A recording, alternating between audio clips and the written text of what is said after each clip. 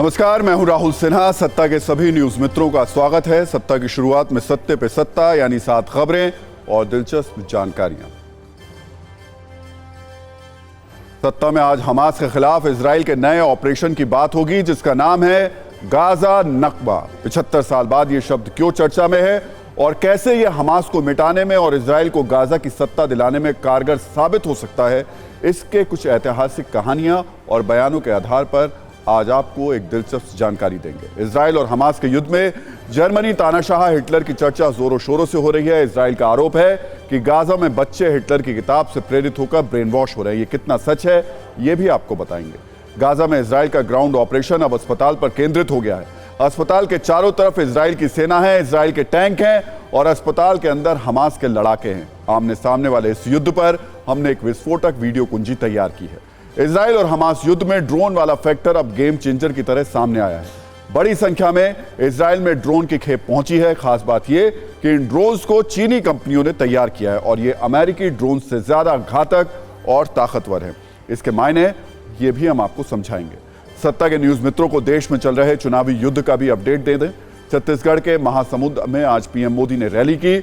उन्होंने कहा कि कांग्रेस ने पूरे ओबीसी समाज का अपमान किया है। इस बार छत्तीसगढ़ से कांग्रेस की सरकार का जाना तय है। वहीं राहुल गांधी ने भी मध्य प्रदेश में चुनावी रैली से बीजेपी पर वार किया।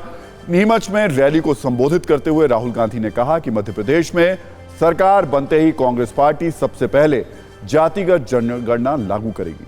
सत्ता के न्यूज मित्रों को महंगाई से थोड़ी राहत वाला अपडेट भी दे दें। सब्जियों के दाम घटने से अक्टूबर में रिटेल महंगाई दर कम हुई है। ये अब घटकर 4.87% पर आ गई है। ये रिटेल महंगाई का 5 महीने का सबसे निचला स्तर है। तो चलिए सत्ता की शुरुआत करते हैं और सबसे पहले गाजा के वॉर जोन में मचे उस गदर पर एक रील दिखाते हैं, जिसमें हमास की सांसें टूटती हुई नजर आ रही हैं।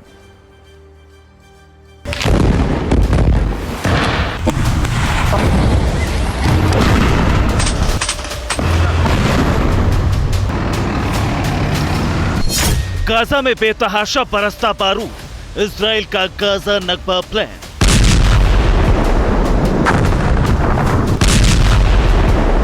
אני יכול להגיד לך מה לא יהיה. לא יהיה חמאס. אני אגיד לך מה עוד לא יהיה. לא יהיה שם רשות אזרחית.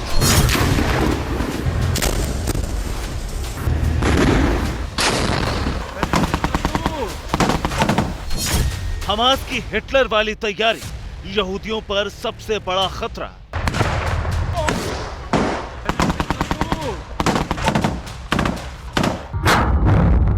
हमास के पाप का नया ठिकाना, अस्पतालों में आर पार की लड़ाई।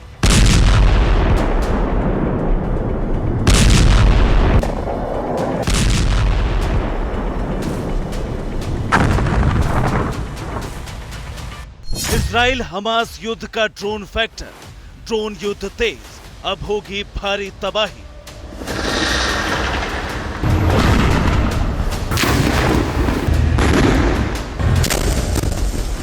इजराइल में विध्वंसक हथियारों की मांग, हमास पर खतरनाक होगा आखिरी वार।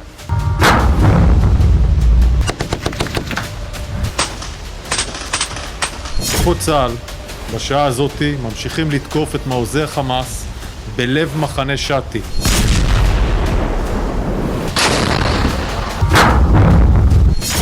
वॉर जोन का सटीक हाल, टीवी9 पर ग्राउंड रिपोर्ट।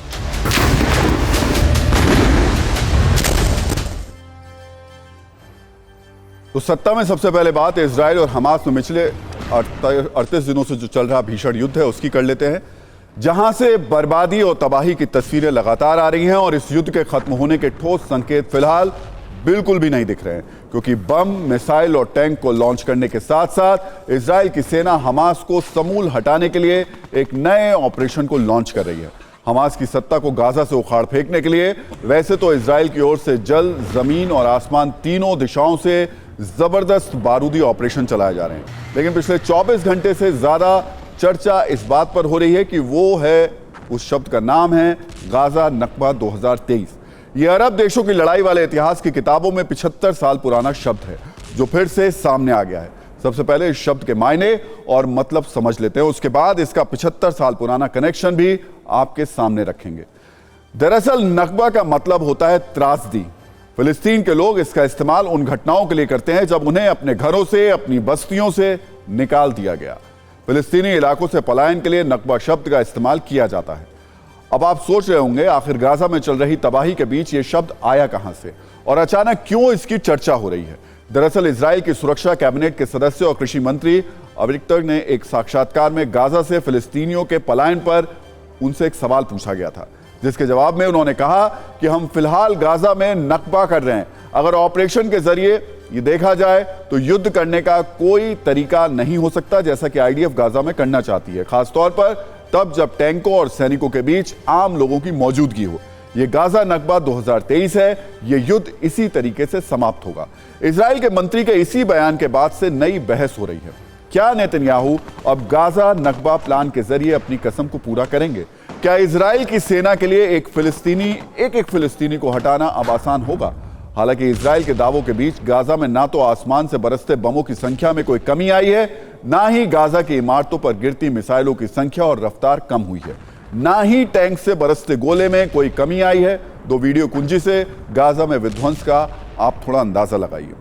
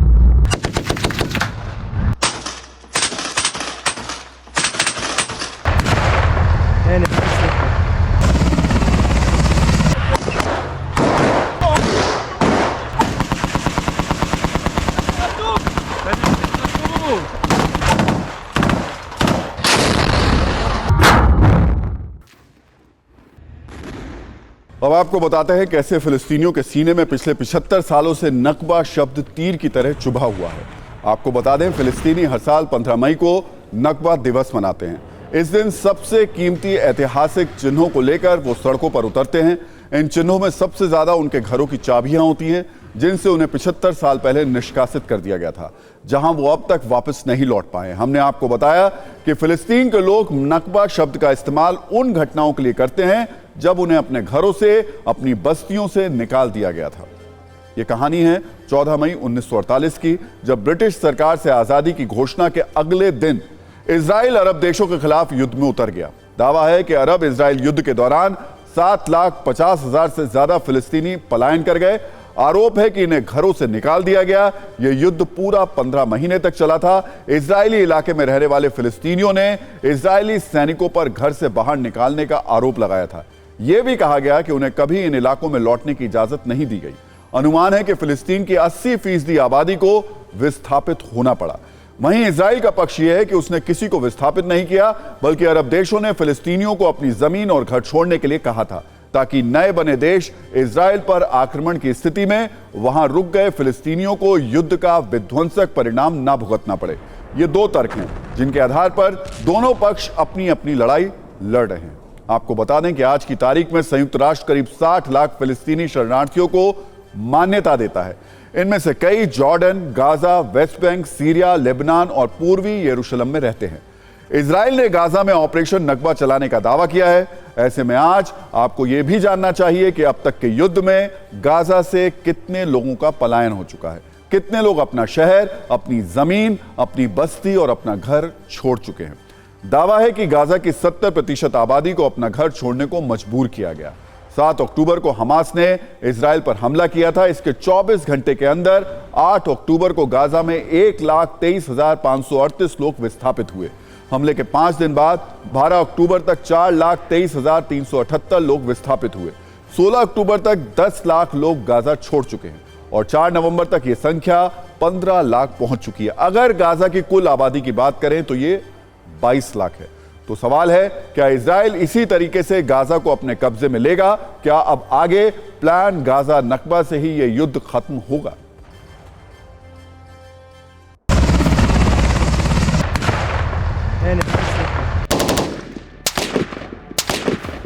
जब फिलिस्तीन की धरती पर 1948 के इतिहास को दोहराया जा रहा है, इस वक्त जंग के जो हालात बन रहे हैं, इसी तरह के जंगी जहाज, युद्धपोत तमाम समंदर से लेकर जमीन तक और ग्राउंड ऑपरेशन चलाया जा रहा है। इसी बीच इजराइल के एक मिनिस्टर ने जो ये युद्ध गाजा पट्टी की धरती पर लड़ा जा रहा है, इसे गाजा नक्बा का नाम दे दिया है।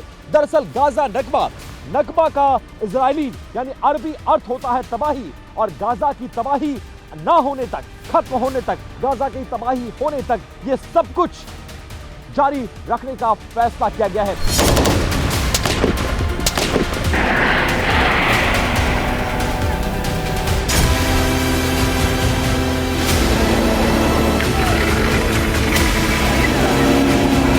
הטבח של 7 באוקטובר הוכיח סופית שבכל מקום שאין שליטה ביטחונית ישראלית, הטרור חוזר ומתבסס, בסופו של דבר הוא מכה בנו.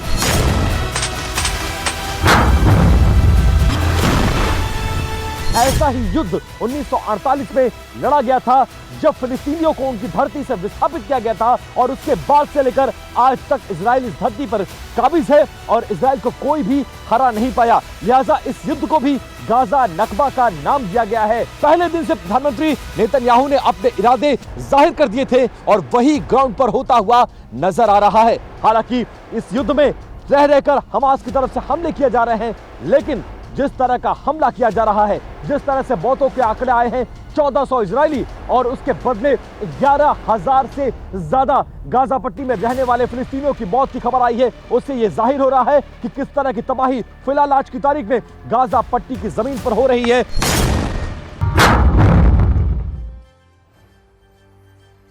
तो हमास को मिटाने में और गाजा को कब्जाने में इजराइल का यह ऑपरेशन कितना कारगर होगा, ये तो वक्त बताएगा। लेकिन इजराइल की वायुसेना और थल सेना फिलहाल फुल एक्शन मोड में है। फिलहाल 24 घंटे में हमास पर आईडीएफ ने भयंकर मिसाइल अटैक किए हैं। इजराइल ने बैलिस्टिक मिसाइल एरो से हमास के गढ़ में तबाही मचा दी है। उन्हें इमारतों को ध्वस्त किया है, जिसको लेकर आशंका थी कि वहां हमास के लड़ाके छिपे हुए हैं। अपने बेस बनाकर इजराइल पर हमले की वहां से तैयारी कर रहे हैं। वहीं दूसरी ओर इजराइल की सेना ने एक और कदम बढ़ाते हुए गाजा पोर्ट पर भी कब्जा कर लिया है। अब इजरायली नौसेना गाजा पोर्ट पर मौजूद है। बताया जा रहा है कि गाजा पोर्ट पर हमास का कमांड सेंटर था। इसके अलावा हमास के कई कमांड सेंटर्स पर भी कब्जे का दावा इजराइल ने किया है। इजराइल की नाहल ब्रिगेड को यह कामयाबी मिली है। आपको बता दें, अब तक इजराइल ने हमास के 11 पोस्ट पर कब्जा कर लिया है। इजराइल की एक और कामयाबी की बात करें तो अल शती कैंप के पास हमास के लड़ाकों से मुठभेड़ हुई है, जहां ड्रोन हमले में 4 हमास लड़ाके मारे गए हैं। इसके अलावा गाजा में हमास के बड़े नेता के घर पर छापेमारी की गई। छापेमारी में घर से कई विस्फोटक और हथियार भी मिले हैं। दावा है कि रॉकेट स्कूलों में छिपाकर रखे गए थे। इसके अलावा हमास की सुरंगों में निगरानी रखने में काम आने वाला सामान भी बरामद किया गया है। इन हमलों के बीच इजराइल के पीएम बेंजामिन नेतन्याहू ने यह कहकर हमास चीफ इस्माइल हानिया की धड़कनें तेज कर दी कि जब यह युद्ध खत्म होगा तो हमास का नामो निशान नहीं बचेगा, ये तय है। साथ ही वो लोग भी नहीं बचेंगे जो बच्चों को यहूदियों से नफरत करना सिखाते हैं।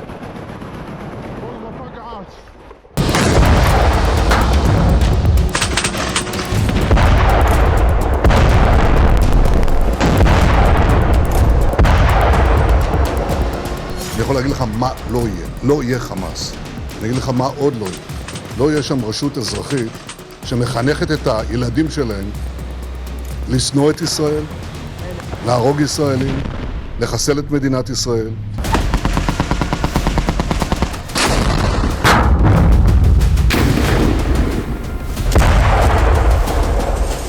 כוחות צה"ל בשעה הזאת ממשיכים לתקוף את מעוזי החמאס בלב מחנה שתי ולהעמיק את הפשיטות ללב העיר עזה. לוחמי חי"ר והנדסה בהובלת חטיבת השריון 401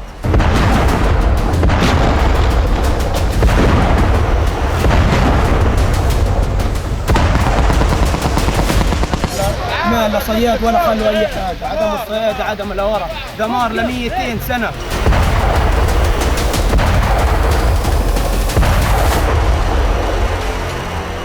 9, הוא גדוד שלאורך המון שנים היה גדוד דרוזי, שהיה כמעט 90% ממנו לוחמים אמיצים דרוזים.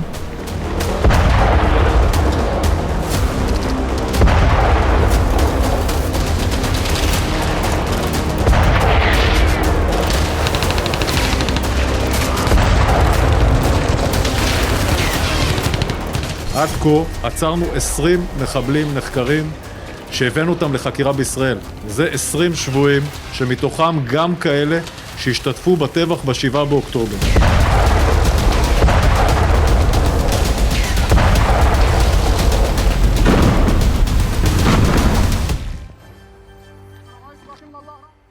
और हमास के बाद अब बात करते हैं हिजबुल्लाह की, जो इजराइल की दूसरी बड़ी चुनौती है, जिसके लड़ाकों के निशाने पर हमेशा इजराइल की सेना होती है। उत्तरी इजराइल में हिजबुल्लाह ने इजरायली ट्रक क्रेन को टारगेट बनाया। दावा है ये क्रेन जासूसी के लिए इस्तेमाल हो रहे थे।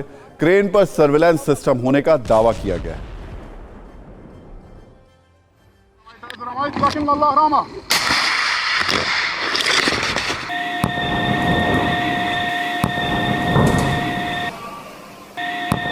अल्लाहु अकबर।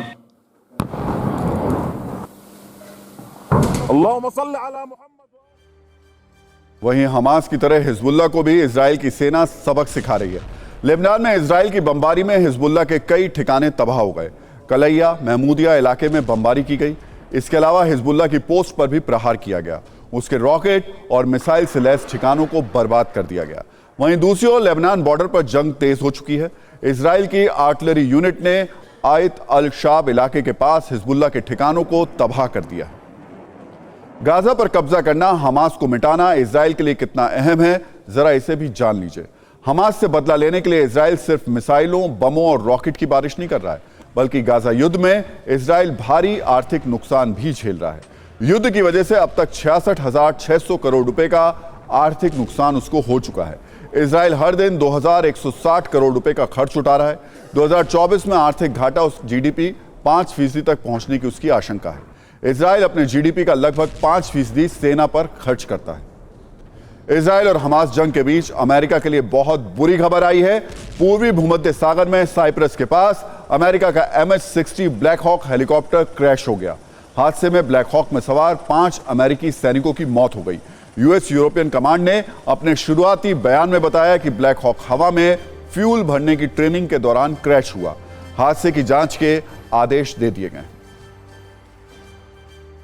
इजराइल और हमास के जंग छिड़ने के बाद भूमध्य सागर में जिस तरह से अमेरिकी नौसैनिक विमानों की तैनाती हुई है, उसके बाद से यह बड़ी खबर आ रही है कि 12 नवंबर की शाम को प्रशिक्षण दे रहा एक विमान जो कि अमेरिका से ताल्लुक रखता था, इसी भूमध्य सागर में दुर्घटनाग्रस्त हो गया। मैं आपको भूमध्य सागर की तस्वीरें दिखा रहा हूं। अमेरिका का झंडा और इजराइल का झंडा साफ तौर पर यहां देखा जा सकता है। 7 अक्टूबर को दोनों मुल्कों में यानी फिलिस्तीन और इजराइल में युद्ध छिड़ने के बाद पूरी तरह से अमेरिका इजराइल के खेमे में आकर खड़ा हो गया और अपने 2 बड़े नौसैनिक युद्धपोत विमानों को लाकर इसी भूमध्य सागर में उसने तैनात कर दिया। इसके बाद 1 नवंबर से 3 नवंबर के बीच में बड़ी तादाद में सैनिकों की तैनाती की गई। इजराइल, अमेरिका, इटली ने मिलकर वॉर प्रैक्टिस भी की और लगभग 11,000 सैनिकों की मौजूदगी भी देखी गई। लेकिन 12 नवंबर की शाम को एक बड़ा जो प्रशिक्षण विमान था वो इसी भूमध्य सागर में दुर्घटनाग्रस्त होकर गिर गया, जिसमें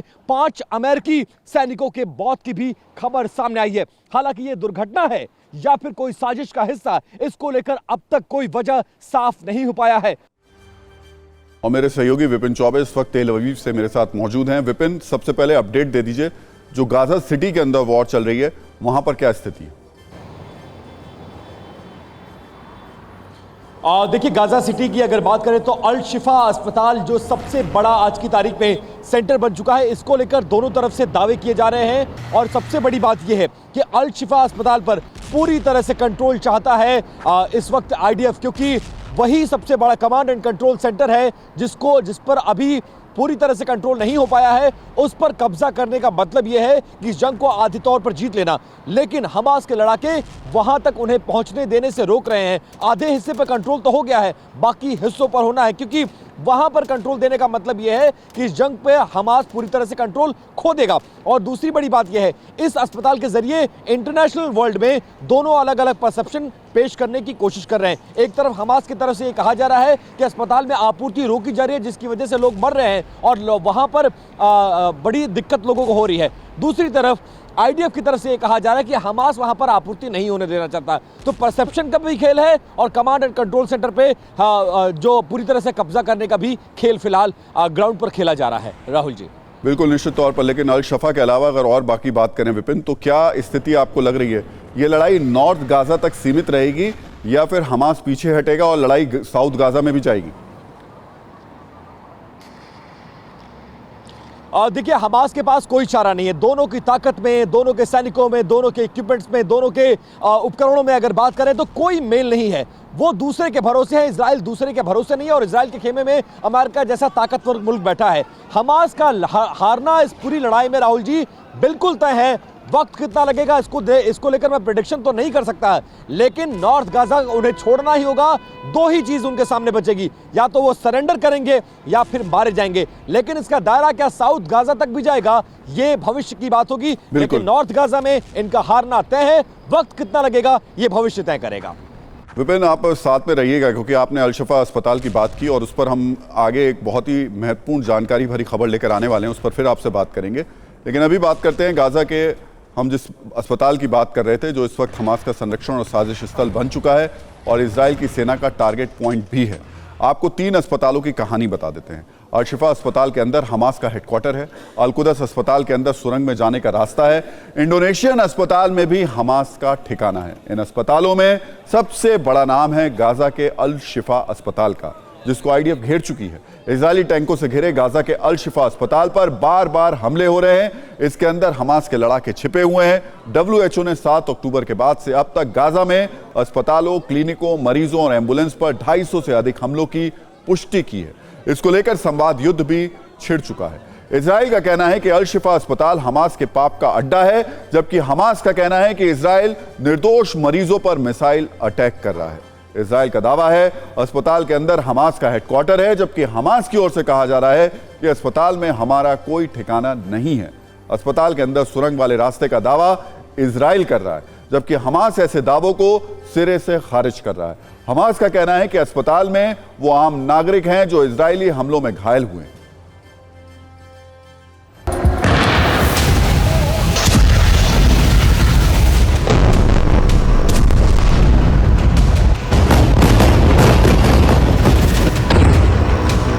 इजराइल और फिलिस्तीन की जंग में जितनी ज्यादा जद्दोजहद हमास के लड़ाकों और इजराइल की सेना के बीच गाजा पट्टी की जमीन को लेकर हो रहा है, उससे कहीं ज्यादा तकरार आज की तारीख में गाजा पट्टी की धरती पर मौजूद अल शिफा अस्पताल को लेकर तकरार तेज है। दोनों इस अस्पताल पर कब्जा करना चाहते हैं। एक तरफ हमास के लड़ाके अपना कब्जा छोड़ना नहीं चाहते, जबकि दूसरी तरफ इजराइल की सेना जो ग्राउंड फोर्स ऑपरेशन चला रही है वो इस अस्पताल पर किसी भी सूरत में पूरी तरह से कब्जा चाहती है, क्योंकि इजराइल की सेना की तरफ से यह दावा किया गया है कि हमास के गुनाह का, हमास के पाप का सबसे बड़ा अड्डा अल शिफा अस्पताल है। Also been encouraging the evacuation of patients treated in hospitals used by Hamas as terrorist bases, including the elimination of Hamas terrorists who was holding 1,000 Gazan civilians hostage in the Rantisi hospital, clearly using them as human shields. A safe passage is open on Al Wahda Street from Shifa Hospital.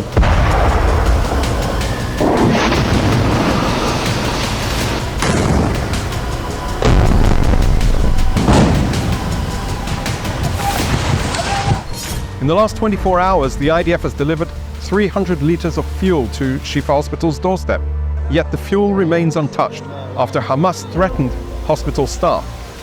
These continued efforts all follow our 2 goals: eliminate Hamas and bringing back our hostages.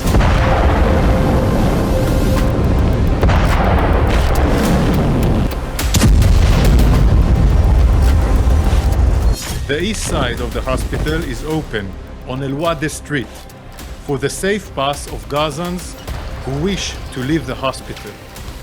We will provide the assistance needed.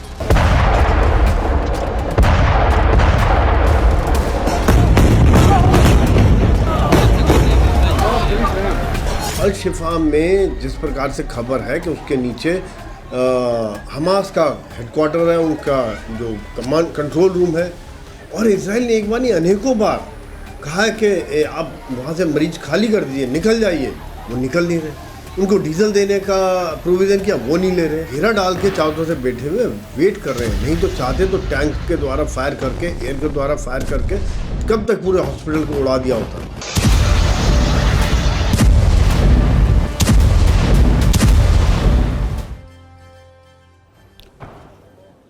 तो Gaza के सबसे बड़े अस्पताल अल शिफा अस्पताल को लेकर IDF का और क्या कहना है, ये भी आपको बता देते हैं। अस्पताल के नीचे हमास की कई सुरंगें हैं। अस्पताल के नीचे हथियारों का जखीरा है। हमास लड़ाके अस्पतालों से छिपकर हमला करते हैं। आम नागरिकों को मानव ढाल बना रहा है हमास। अस्पताल में आम लोगों की वेशभूषा में हमास लड़ाके मौजूद हैं। और अब बात करते हैं इजरायल युद्ध के गेम चेंजर फैक्टर की, जिसमें लेटेस्ट तकनीक वाले हथियारों की भरमार है। इस युद्ध का नाम है ड्रोन युद्ध। आपने पहले भी कई बार इस जंग में ड्रोन के इस्तेमाल की कहानी सुनी होगी, लेकिन अब यह लड़ाई और भी तेज हो गई है, क्योंकि जैसी खबरें आ रही हैं उनके मुताबिक हजारों की संख्या में ड्रोन इजरायल में पहुंच चुके हैं। 7 अक्टूबर के बाद से लगातार चीनी कंपनियों के ड्रोन का इजरायल पहुंचना जारी है। वॉर जोन से आए कई ऐसे वीडियो भी हम आपको दिखा चुके हैं जिनमें ड्रोन से हमास के ठिकानों को तबाह किया गया है। ड्रोन से हमास के लड़ाकों को मार गिराया गया है। लेकिन अब जिस ड्रोन की चर्चा हो रही है वो ज्यादातर छोटे ड्रोन हैं, मतलब छोटी लड़ाई में माहिर और मारक हथियार। ये बंधकों का पता लगाने, दुश्मनों को टारगेट करने, डेटा जुटाने में इस्तेमाल किए जा रहे हैं। इनसे आत्मघाती ड्रोन भी बनाए जा सकते हैं। इजराइल और फिलिस्तीन के युद्ध के छिड़ने के बाद इस पूरे युद्ध में जितनी महत्वपूर्ण भूमिका इस वक्त रॉकेट, मिसाइल और इसके अलावा ग्राउंड पर ग्राउंड फोर्सेस निभा रही हैं, कुछ वैसा ही इस वक्त निभाती हुई भूमिका नजर आ रहे हैं ड्रोन्स, जिनका उपयोग इजराइल के द्वारा बड़ी मात्रा में गाजा पट्टी की धरती पर किया जा रहा है। एक रिपोर्ट के मुताबिक हजारों की तादाद में ड्रोन्स को ऑर्डर किया गया है और आज की तारीख में हजारों ड्रोन्स इस वक्त गाजा पट्टी की सीमा के ऊपर उड़ रहे हैं, जिनका इस्तेमाल इजराइल के द्वारा किया गया है। कुछ ड्रोन्स इजराइल मेड हैं, जबकि अमेरिका से कुछ आए हैं और अमेरिका में चीन के द्वारा सप्लाई किए गए ड्रोन्स भी इसमें शामिल हैं।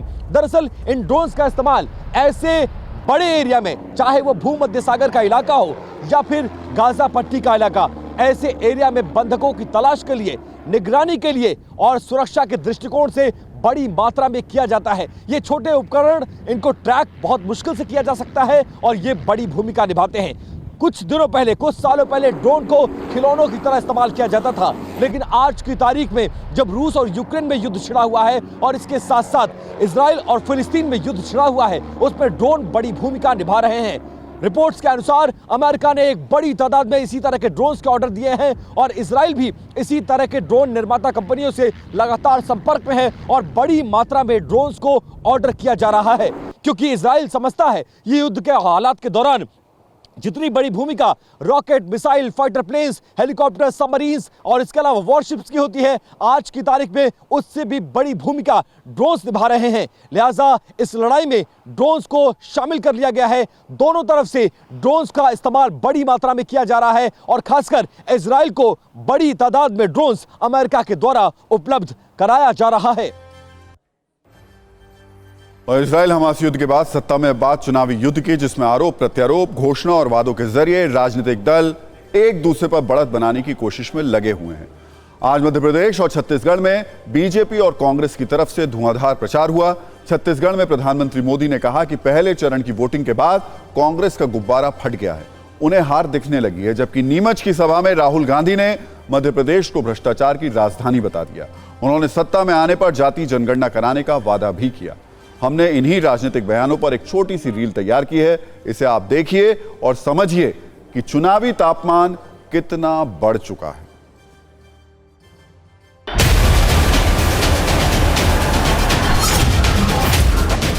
बोलिए भारत माता की। 50 साल पहले गरीबी हटाओ का नारा दिया था। मैं पत्रकारों से पूछता हूं, जरा कांग्रेस वालों को पूछो तो, 50 साल पहले नारा दिया था, वो नारा पूरा नहीं कर पाए, नए वादे करके कहां से लोगों को मूर्ख बनाते हो? पूछो जरा उनको। महाकाल कॉरिडोर में चोरी की, व्यापम में 1 करोड़ युवाओं को नुकसान किया, 40 लोग मर गए, कोई इंक्वायरी नहीं। पटवारी एग्जाम स्कैंडल में कोई इंक्वायरी नहीं। एमबीबीएस सीट बिकती है, कोई इंक्वायरी नहीं।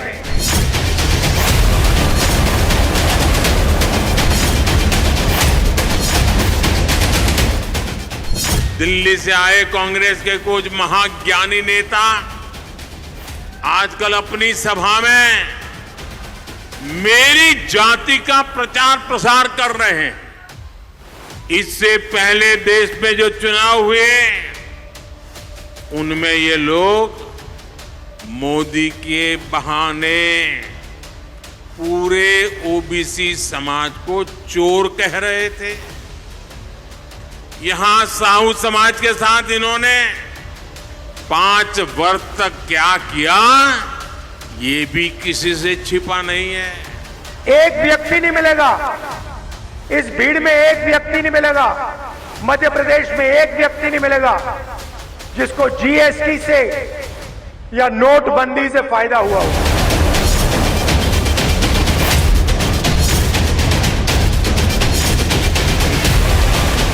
5 साल तक ये राहुल बाबा मुझे बहुत ताने लगाए भाई। बोलो, वो कहते थे, भाजपा वाले कहते हैं मंदिर वहीं बनाएंगे मगर तिथि नहीं बताए। तो राहुल बाबा कान खोल कर सुन लो, 22 जनवरी 2024 को मोदी जी रामलला की प्राण प्रतिष्ठा करने वाले। जब आपको दिख रहा है कि समस्याओं से जूझ रहे हो, परेशान हो, त्रस्त हो, लेकिन कोई सुनवाई नहीं है, तो ये श्रद्धा जो है ना थोड़ी कम कर लो, थोड़ी कम कर। और सत्ता में अब बात दिल्ली की दम घोटू हवा की, जिसके बारे में पिछले कुछ दिनों से यह विमर्श चल रहा है कि दिल्ली एनसीआर की हवा खराब होने के पीछे कौन जिम्मेदार है। अलग अलग राज्यों के खेतों में बेहिसाब जलती पराली को जिम्मेदार माना जाए या फिर दिवाली पर एक दिन की आतिशबाजी को प्रदूषण के लिए जिम्मेदार माना जाए। यह निश्चित है कि दोनों से प्रदूषण होता है, लेकिन दोनों से होने वाले प्रदूषण की मात्रा अलग अलग है और यह बात आंकड़ों में भी दिखाई देती है। हम आपके सामने आंकड़े और एक्सपर्ट्स का विश्लेषण रख देते हैं, इसके बाद आप स्वयं तय कर पाएंगे कि वार्षिक रूप से दिल्ली एनसीआर की हवा खराब होने के पीछे जिम्मेदार कौन है। पिछले 7 सालों में इस बार दिवाली के अगले दिन की सुबह AQI के पैमाने पर सबसे अच्छी रही। दिवाली की अगली सुबह दिल्ली एनसीआर में औसत AQI 300 दर्ज किया गया। मतलब यह आंकड़ा पिछले 7 वर्षों में सबसे अच्छा तो है, जो कि सुनने में बढ़िया लगता है, लेकिन सच यह है कि हवा अब भी बहुत खराब है। अगर पिछले 10 दिनों के आंकड़ों को देखें तो जब पराली जल रही थी तो 2 नवंबर को दिल्ली के एयर क्वालिटी इंडेक्स 392 था, 4 नवंबर को 416 और 5 नवंबर को 453 था। दिवाली के दिन दिल्ली के एयर क्वालिटी इंडेक्स 220 था, जबकि पटाखे जलने के बाद आज सुबह औसत एयर क्वालिटी इंडेक्स 300 पहुंच गया। 300 का एयर क्वालिटी इंडेक्स भी सांस लेने के लिए बहुत खराब माना जाता है, लेकिन आंकड़ों की नजर से देखें तो एक राहत की बात यह रही कि पटाखे जलाने के बाद भी प्रदूषण उतना नहीं बढ़ा जितना पहले था। इसमें एक फैक्टर और है कि 2 दिन पहले हुई बारिश के कारण दिल्ली की हवा कुछ साफ हुई थी, लोगों ने राहत की सांस ली थी, इससे भी बहुत बड़ा फर्क, और हवा में PM 2.5 का स्तर इससे कम हो गया था। वो तो देखिए, सत्ता में आज का टाइम खत्म हो गया, लेकिन अपने सभी न्यूज मित्रों से हमारी न्यूज रिक्वेस्ट है कि वो सत्ता की न्यूज रील्स को ज्यादा से ज्यादा शेयर करें और अपने सुझाव हमें व्हाट्सएप जरूर करें।